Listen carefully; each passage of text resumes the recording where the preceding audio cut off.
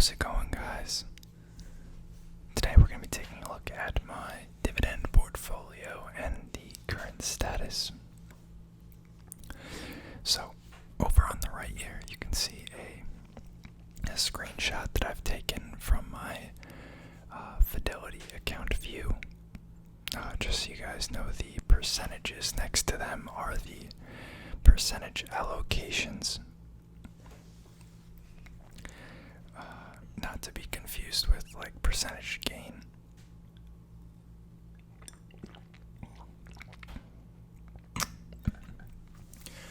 Okay, so a lot of these are things I've had in previous dividend videos, but a couple things have kind of changed. And I also just want to touch on the current status of each of them briefly. So starting off, we have Intuit.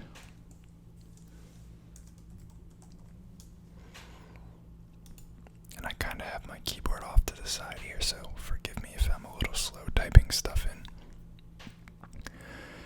So, in the past month, let's just do monthly, because it's probably the last time I did a dividend portfolio update. In the past month, it's gone from about $500 to $537, which is a very substantial capital gain for a quote-unquote dividend stock. This is more of a dividend appreciation stock, and a lot of those do tend to appreciate in price as well while they're still growing, so this isn't too surprising. But as they continue to have their share price rise, you can see the dividend yield decreases. It's now only 0.44%.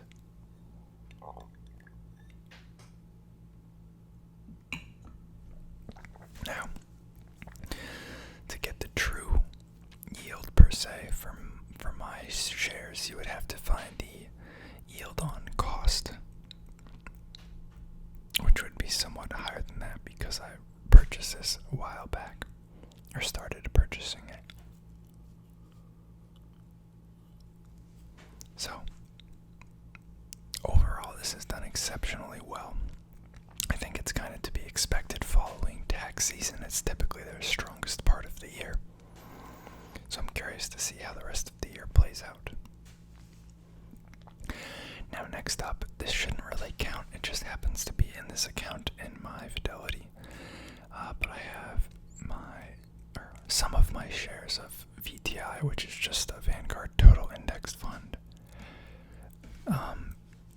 This is going to perform basically very similar to the S&P.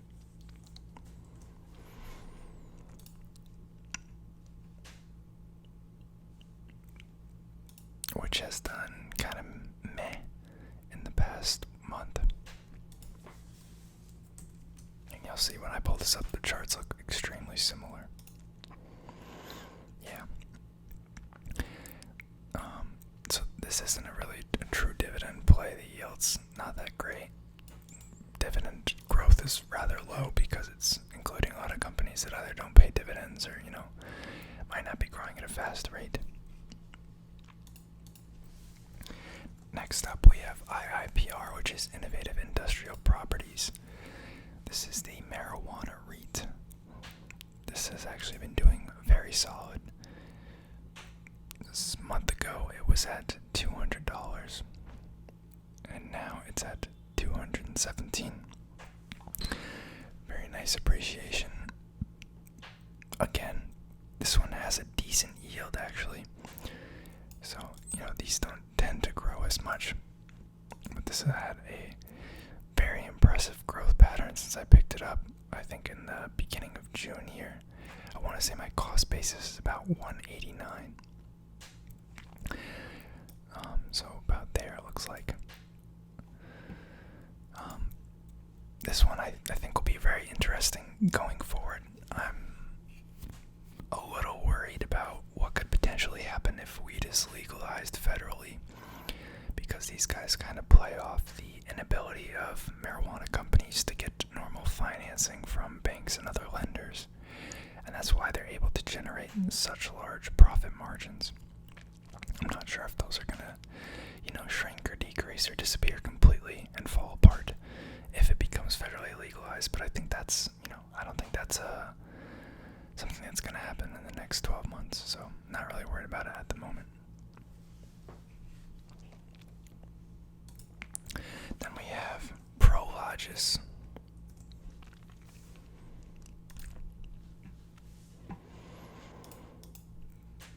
This has also done very well in the past month. It started off a little above 120 and it closed today at about 130.5. Again, not a crazy high yielder. For those of you who don't remember, this is the company that owns a lot of the higher tech fulfillment warehouses, such as those for Amazon, BMW, FedEx, and such. I overall like the company. My gripe in the past has been that it's always been kind of pricey, which has kept the yield down, kind of, I don't know, made it not the best dividend play, but their dividend appreciation rate is actually pretty solid, and 2% yield isn't terrible for something that's going to continue to appreciate in price like this, so that's okay. Next up we got Equinix. This is a data center REIT. It did have a rocky couple weeks. For some reason, a lot of the data center stocks got hit crazy on this specific day, and then they came back. I did happen to scoop up some shares of my data center stuff on that day. I still have no idea why that happened. It was so random. But you can see this one has not really appreciated this month. It's started at 812, went to 831, which 19 bucks sounds like a lot, but it's such an expensive stock that on a percentage basis, that's not really a huge gain. And this is again a rather low yielder, especially because it's appreciated a lot. I've only had this since here. I didn't realize it used to be up in the same price target last year. Interesting. Okay. Well, as I was saying, it doesn't have a crazy yield. This is one of my more recent pickups. I picked this up a couple months back. So I was starting to get back heavier into the data center stocks and REITs. Probably due for a split here soon, huh?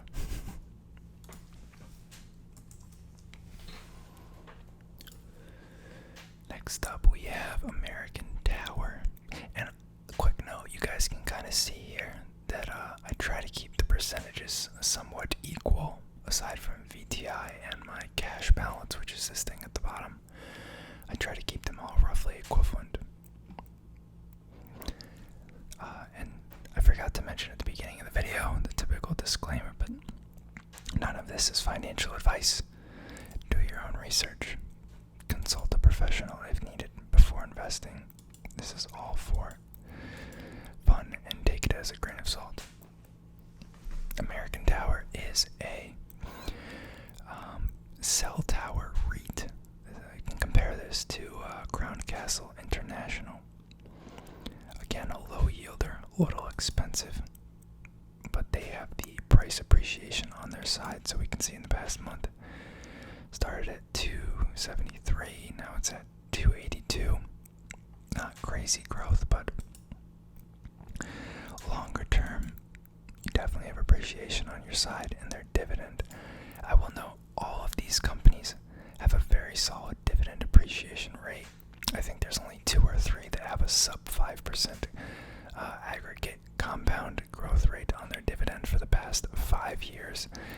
I have a pretty strict rule as far as that goes because of, this is a dividend portfolio, so know that most of these have a pretty solid dividend growth rate. So my hope is that even on some of these pricier ones, the dividend yield will continue to increase as the compound growth rate compounds over time. Next up we have ADP, which is data processing, automatic data processing. This is a payment company. Most companies use it for payroll. Same boat, kind of expensive, low yielder, but with high capital appreciation and dividend appreciation. We can see it started the month here at about $200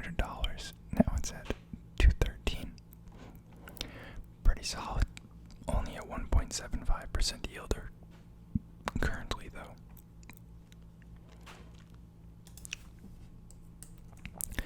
Next up, we have Next Era Energy. This is same boat. I'm gonna keep saying that they're in the same boat. There's really only like two categories of dividend stocks in my portfolio. There's the higher yielder, more stable share priced stocks, and then there's the more kind of growth oriented with dividend appreciation mixed in. But this falls into that latter category, 1.93% yield, and in the past month you can see its stock price has done rather well. Started at 74, now we're at 80.5.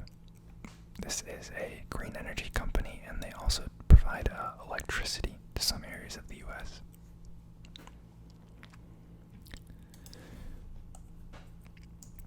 Next up, we have L3 Harris. This is a government defense company, defense contractor, kind of same breed as Lockheed Martin. Started the month at 216, now at 231.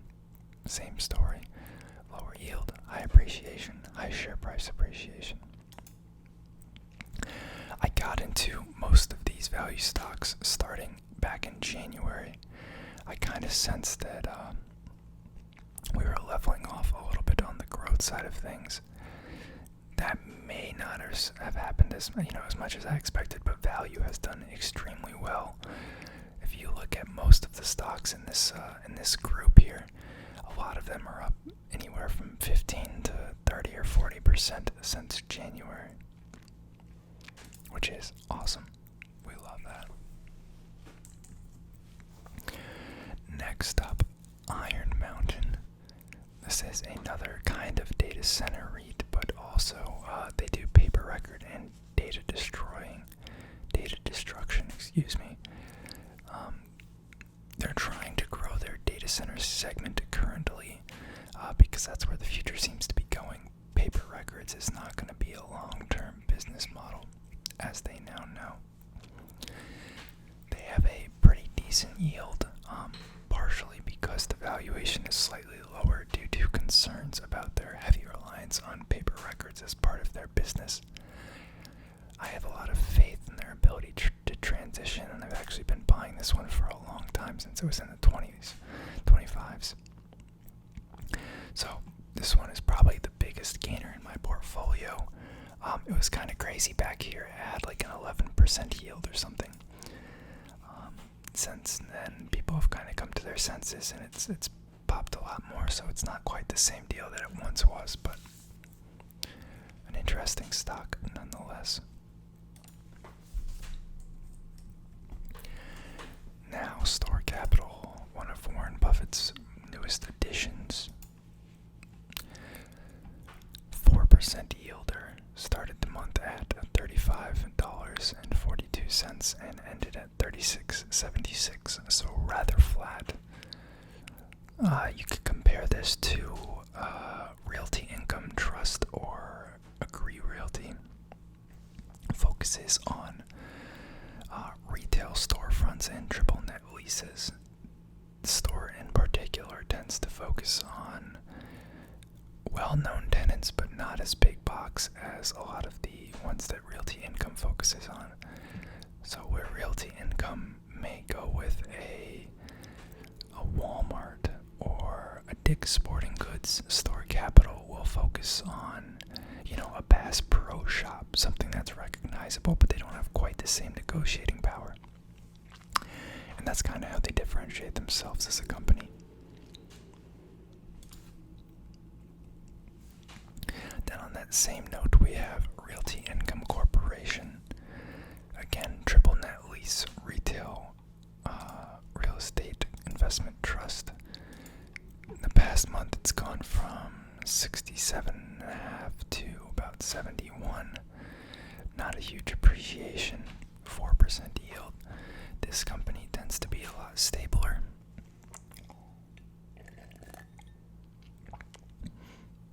Mostly because this is one of the better run REITs in the space, and it's also one of the bigger ones, and this is kind of the de facto retail REIT that people look to.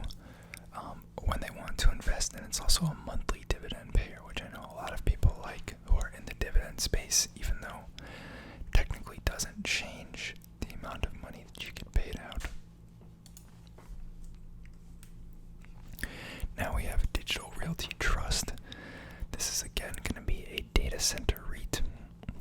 We can see at the start of the past month it was at 150.5 and it's now at 156. Some rather modest appreciation.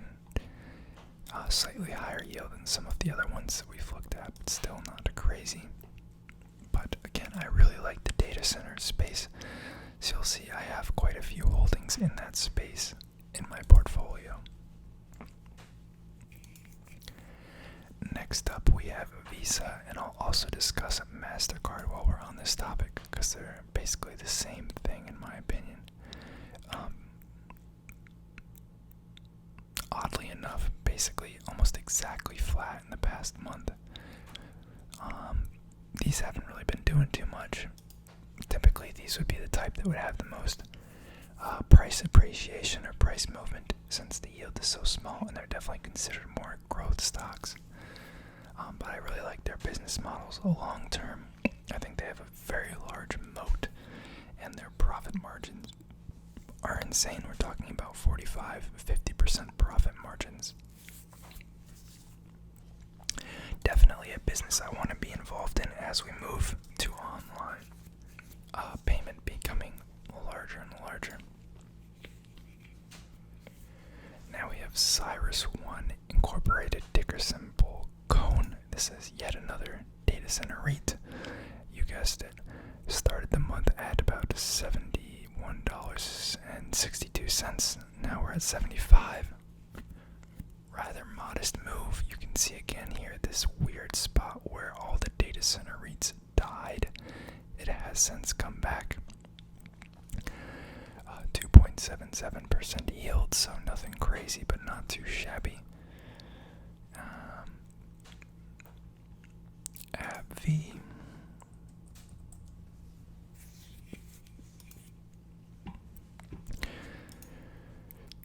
Wow, I think this is the first red one that we've looked at. So this one has a 4.52% yield. It started the month at $115.40 and it ended at $115.12. So really it's been pretty much extremely flat. It was up for a while, but it kind of dropped down. I wonder if they had earnings recently. Everyone seems to have had earnings recently, and I can't keep up with like every single company that has them because there's just too many at this time of the quarter. I think this is my only pharma stock holding.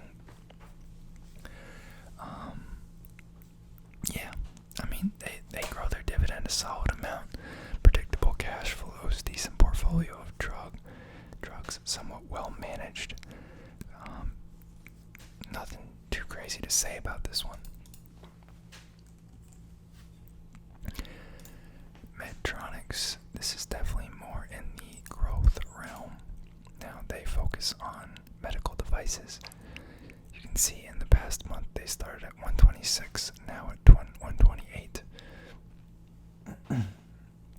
So rather flat. This could be compared to like a Stryker. Kind of just have it in here to round out kind of the healthcare medical side of the portfolio, because I do like that with the current aging population.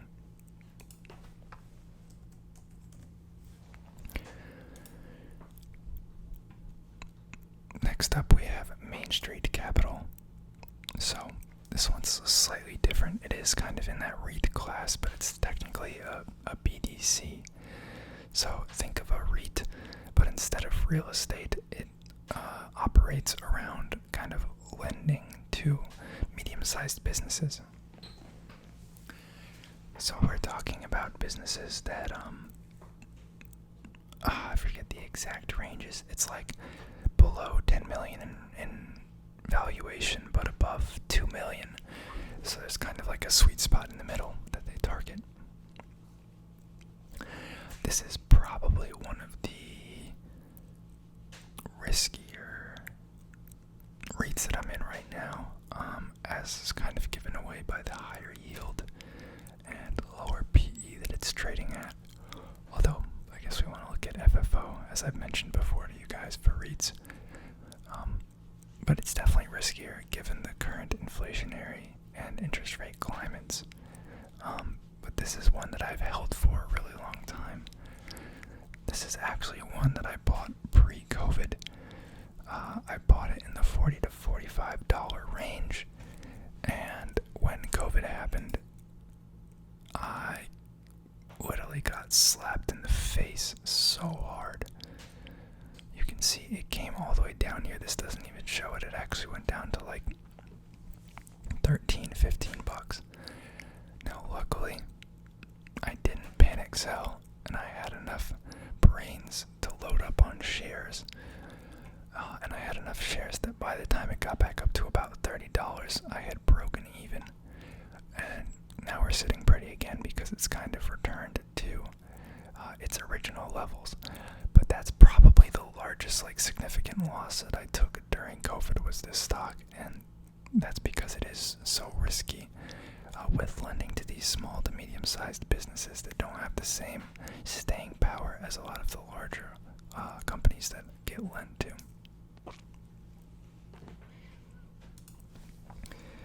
Now we have Agree Realty. This is one of the ones I recently made a video on, and it is also I believe, the newest addition to the portfolio. This is going to fall into that same class of stored capital and realty income in terms of triple net leases on retail properties. Agree Realty has actually pretty high quality tenants. They have a lot of AT&Ts, Chick-fil-A's, Home Depots, auto shops, Walmarts, etc. 3.45% yield, and in the past month it has done rather well. Although I haven't even had it for a month yet, to be honest. Went from $70 to $75.50. Nothing crazy, but not bad. We talked about MasterCard, so I'm going to skip that one. Next up we have Care Trust. So, this is a kind of like a nursing home play. It is I forget the exact words, long-term care for end-of-life facilities. So this is kind of in that same medical space as MPW, but this is more focused on kind of retirement homes and assisted living. Started the month at about $23.49. We're basically flat for the month. This is a slightly higher yielder. It's a little more risky because they have had trouble in the past growing their business, and I think some people were concerned with the elderly population decreasing with COVID on the rise again.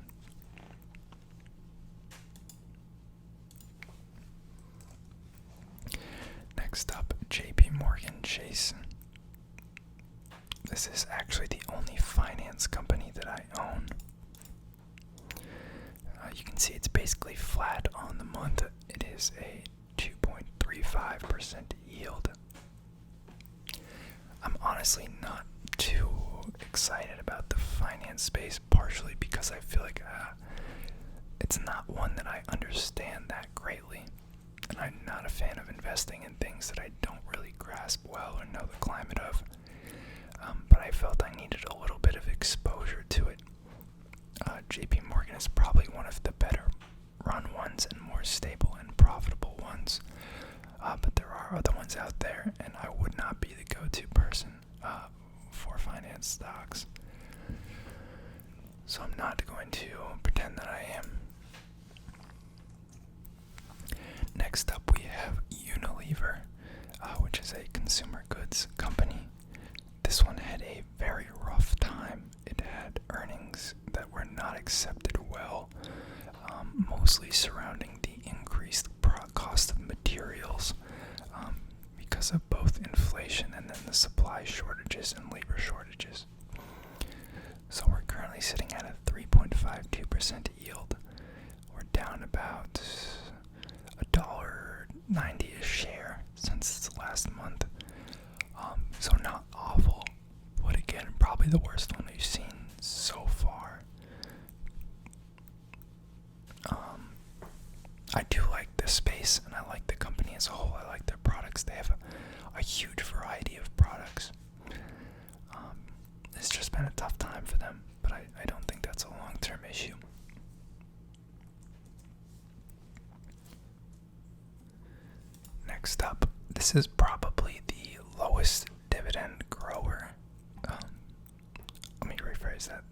that's growing their dividend the least out of my portfolio. So they may be one of the one or two exceptions of high dividend appreciation rates. But they currently have a rather solid yield, so we can kind of give them a pass on that. So with a 4.54% yield, it started the month at $56.22, and it's now at $55.30. Slight decrease, but nothing crazy to worry about.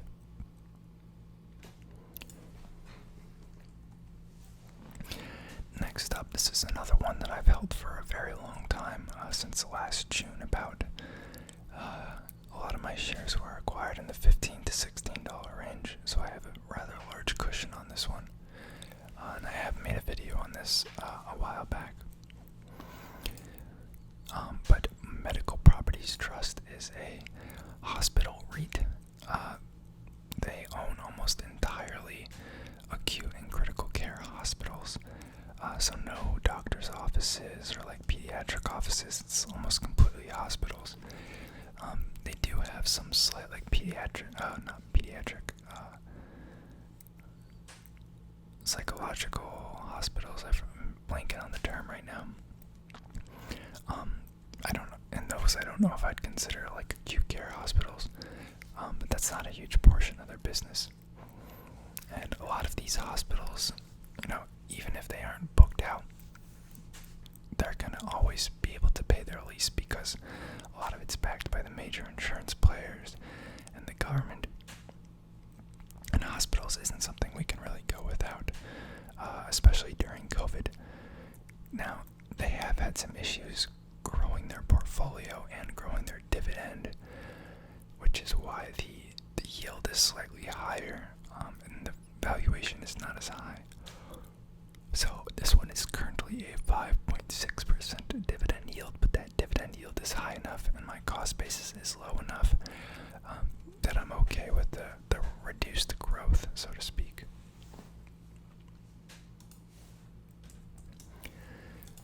And then we have Toronto Dominion Bank. This is the only other finance company I hold. I kind of forgot about them when I was talking about JPM. Kind of a similar story.